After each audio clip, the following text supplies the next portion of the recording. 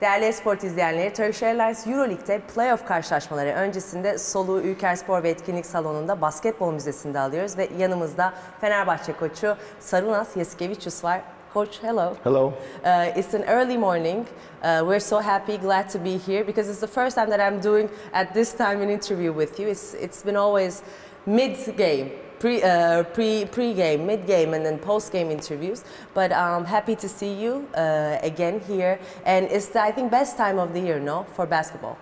Yes, for the fans, for sure. For us also, a little bit a mixture of being a great time, a little bit mixture of being, you know, nervous, anxious for the preparation, for the games. Very difficult times for sure, with not a lot of sleep. But, you know, like you said, more or less, we're all waiting for this for 8 months, yes. And how do you manage this time with your players, with the staff of Fenerbahçe Beko? How you motivate them, and do you give them off days? I'm curious also. Well, I mean, you know, it's in athletes' life, you know, the probably two most important components is the rest and then the really hard work to prepare for all these situations. We were able to do a little bit of that, you know, some rest for some guys who banged up a little bit more. You know, trying to prepare the best way possible, and hopefully we can put it on the court come Tuesday night.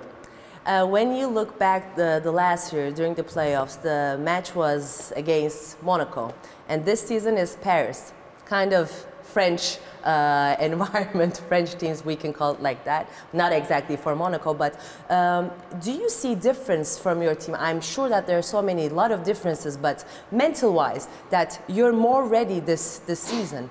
Well, I don't know. You know, I think it's a different team. It's also with some players we're going to be going through the playoff series for the first time. But more or less now it's the time where we already know each other, what they're expecting from me. I know what I can expect from my players. Let's see. You know, I am positive in everything, but obviously it's playoffs. It's going to be difficult, and it's supposed to be difficult. And when you watched the Real Madrid-Paris game 5 days ago, what did you think about that? When you were watching, okay, one of them is going to be my opponent during the playoffs. Yes. How did you watch it as Fenerbahçe Beko coach? No, you watch it a lot as a fan. I mean, every year we are, you know, thinking what is going to happen, who is going to be your opponent. But every year you think about it less and less, you know. So now it becomes, you know, the point where you just kind of watch it as a fan. Okay, Paris. Okay, let's start getting ready for Paris. Tomorrow's practice. Maybe we can already start doing something for Paris. So it's like this constantly. You watch a little bit like a fan, and then you turn on the switch, and you need to start thinking about them as your opponent. And Paris, as we talk, they were the Euro Cup champions last year. It's not even 365 days before it was just there, but now they are playing playoffs in EuroLeague. Shout out to them. I think with my huge respect to that group of players and the coach and the staff, the whole organization. But they're facing a very, very tough team as Fenerbahçe Beko. Mentally, you're more experienced. Physically, you've been there many times. And as head coach, you know with different teams that how to manage the playoff series. Do you think that you're one step ahead? I mean, it doesn't really help me to think like this. It doesn't help me if I'm one step behind. It's just preparing the team and just putting the best basketball, like I said, on Tuesday night. You know, everybody for Paris, they started so good this season. Everybody was expecting them to collapse, kind of like. And we didn't play them until March, so I couldn't understand what's going on. That March game was extremely difficult. You can tell the physicality, intensity they're playing with, and they've been able to sustain it. And not just this EuroLeague season, they've been able to sustain it for years in the Euro Cup and in the French League, which is obviously not an easy league. So they used to playing this. A lot of things that a lot of people spoke about, oh, the experience will be the problem. Well, they overcame this with their intensity, with their togetherness, the experience of playing the first time EuroLeague calendar, the experience of beating much more experienced team like Madrid in the play-in. So they are ready. There's no question about that. We need to be ready. And they're one of the fastest, they're the fastest paced team in EuroLeague right now. For the defensive side, for your play, what you have to put on the court more? Well, we have two very good examples. Game one in Paris, we were great in transition defense. We stopped them. We managed to do a lot of things good. In the second game, it was a very bad game for us here in Ulker Arena. We came out with a miracle in the last quarter, basically. This is one of the problems Fenerbahçe has this year is the transition defense. We're not consistently getting back. We're not consistently putting the effort to stop the teams from scoring in the open court. Mm-hmm. And obviously, if we don't do that in the playoffs, it's going to be very difficult against Paris. But let's not forget it was, I think, the 3rd or the 4th of March, the first game in Paris. The rebound, the record that Fenerbahçe broke. Well, like I said, overall it was a great game for us. You know, not just the rebounding. I mean, the reason we actually created a lot of shots. We were shooting open, we were missing, we were taking the rebounds. The intensity was great, and so the second game we didn't do that, and it was minus 15 at some point. But when we do the comparisons, don't help, but also they lead you to have an idea at one point in sports world. I think that's my own opinion. But when we look, there are players like TJ Short, Hifi, who's a rising star of EuroLeague right now. But when we look to Fenerbahçe Beko, the new players, I mean, of Paris, of EuroLeague. But when we look to Fenerbahçe, Eric McCollum, 38 years old, I think creating miracles on the court. Amazing transfer. As Turkish fan, thank you, coach, for that move. And when we look Marko Guduric, when we look the coach Saras Jasikevicius, that's why I called experience. But that comparison, do you think in basketball, in EuroLeague, in a league like this, does it help more and more to have experience in the court? It helps experience, but somehow you have to put it on the court. What means experience? You know, it means you understand the difficulty of the playoffs. You understand the strengths of the other team. You understand the weaknesses of your team. So you try to kind of win some points in every situation. This is what experience means. If you don't do that on a particular night, your experience doesn't really help. I think Paris is one of the most disciplined teams. If we talk about their pace, they don't turn the ball over. They shoot very fast. Yes, this is their style, and there's nothing wrong with one style or another style, but they go to offensive rebound every single time. It's just they constantly come at you, and you cannot take them out of the game. And so, like I said, if you can kind of understand how it's going to be, and you can control your emotions, your basketball, your game plan and everything, experience is good. If you cannot do that, experience is just a very smart word. And you mentioned about style. We've seen from Fenerbahçe Beko the style, the play of small ball.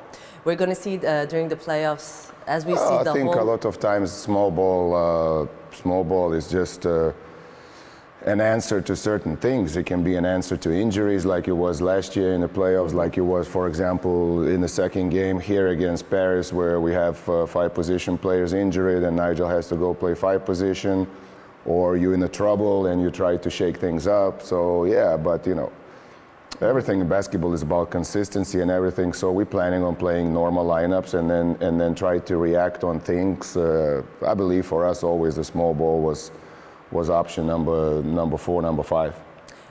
We have a podcast in EuroLeague with the girls. Maybe you watched EuroLeague and Friends. And from the day one, it was the week 2. I said, girls, relax. You know, I'm Turkish, but at the same time, I have to defend Anadolu Efes and Fenerbahçe. But I'm sure, and I sense and I feel that players of Fenerbahçe, they will stick to the system of Jasikevicius until the end. And you have a system, and we've seen, and we've been talking about the system of yours during the whole season. But in the system, I'm asking you, Guduric is your leader.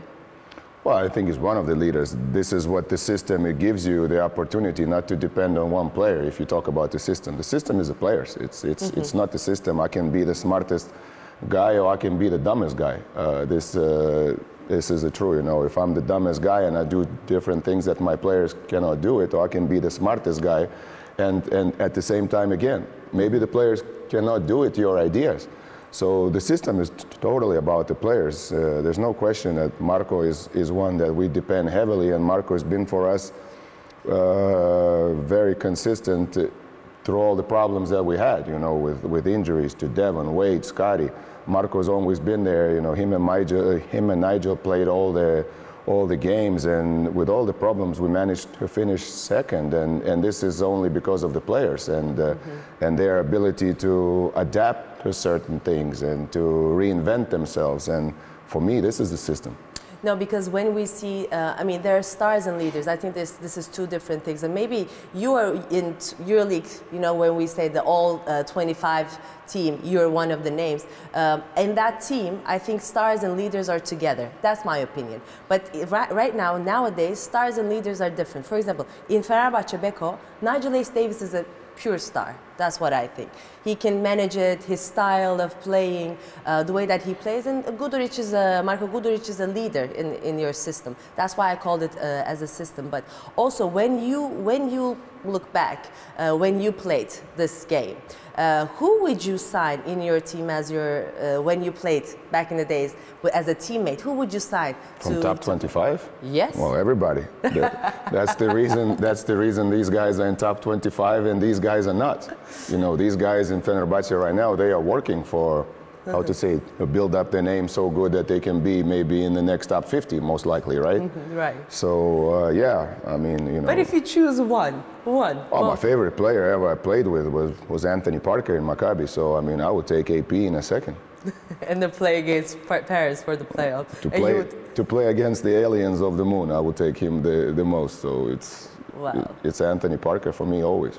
And how's your relationship with Nigel Davis? We're seeing on the interviews that he's always quoting you, always mentioning you. Yeah, I mean, you know, Nigel is, there's nothing about the relationship with him. He's unbelievable at coming and working every day. And again, we're talking about Marko, but probably Nigel is the biggest reason why we managed to stay afloat and go on. For me, Nigel is the MVP of the EuroLeague. Because of his influence on the team. I mean, the team had so many issues, and Nigel and Marko kept us there going, and the players were coming in and out of the roster. We were getting injured. New players were coming in. Nigel was the consistent force of keeping us there. You know, obviously, not too many people right now care about the Turkish league. We're doing well in the Turkish league, and Nigel had to play everything and major minutes. And the relationship with Nigel is always, you know, going to be like this. He's an artist, you know. He's flying over there. Every interview has to be, you know, something. And but he's like this in everyday life. So you know, he's incredibly consistent as a person, incredibly consistent in his work. Pushes the teammates, have this great leadership role. And yeah, and I think he's improving a lot as a leader over the years, just by being more vocal, understanding what it takes, but for sure leading by example. For sure leading by example, working like crazy. You know, we spoke about many times. Work ethic of his is really something very difficult for somebody else to duplicate. Pre-season, well, not pre-season, but when the season started, everybody was talking, you know, we like to exaggerate. The coach of the year should be that. The player, the MVP should be this. But people were talking because of Paris, the increase that they had. They were talking the Splitter should be the coach of the year during the first time of the season. And then when the season continued and around this time, everybody is talking Luka Banki should be the coach of the year. But when we look the whole year, I have two candidates. It's Bartokas and you, coach. So this is I just want to give my flowers to you during this interview, throughout this interview, because of this success. But when you look at yourself, your whole career with Fenerbahçe Beko, with the jersey that your players wear and the fans that you're seeing, what makes you more special than the other coaches? Well, listen, what makes you different? I'm honestly sorry to break it, but I think only idiots talk about themselves, so I'm not gonna talk about myself. I have beliefs, I have stuff, I try to evolve constantly, but let's leave it at that. If you want to talk about Barzokas and his Manchester United love, so I don't know. Does he have? Of course I would like to know. Yeah. This is, you know, this is something, the thing of the texting, you know, with Yorgos over there. Sometimes after the tough loss or something like this, a couple times a year we will exchange the sorrows of Manchester United. But you know, I don't think it's so smart to talk about yourself, you know. I agree, but also this is my job okay. You can ask. You can ask. Yes, to ask you, because for us, for also media, all the coaches are so special. But that's why we would like to give you some credits throughout the interviews too. Thank you. And lastly, I would like to come to the end that where I would like to see one of my Turkish teams in the Final Four. What do you think about this year's Final Four when you look at the regular season? Well, I think, we cannot be, as coaches, we don't have the luxury of doing the prognosis and picking sides. Obviously, we talk about the other pairs, but I must do the job for my team, and this is what I will try to do. Obviously, one eye is always on the other situations, and obviously Efes, from the beginning of the season, you could tell that the potential is there. I mean, the roster is incredible. It's for sure a Final Four roster. They had a little bit instability, just like we did. They changed the coach. They took time. Now they found the rhythm at the right time. So the teams who are in the top 8 in the playoffs, I wouldn't even call them a dangerous teams. I mean, they are very serious teams. They are very good teams, and we knew with Efes from the beginning that most likely at some point, if the injuries will respect them, they will come around, and they came around at the right time. Mm-hmm. And do you think that Panathinaikos has the same energy like they had last year? As a fan, when you watch them. Yeah, I think it's not easy to go into the second season after you won the title. I think probably there's some of their struggles because of this, probably feeling too good about themselves during the year. But I think it's over now. A lot of character in that team, a lot of winner, experienced coached. I believe that this is the right time, and they will be very difficult to beat. Coach, thank you so much. Thank you. I wanted to ask you about only the playoffs, because I'm sure that we're going to make it to the pre-Final Four interviews. I hope so. Hope so. And thank you so much, and good luck for the rest of this playoff series. Thank you very much. Thank you. Değerli esport izleyenleri, Sarunas Jasikevicius'la gerçekleştirdiğimiz röportajın sonuna geldiniz. Hepinize keyifli seyirler.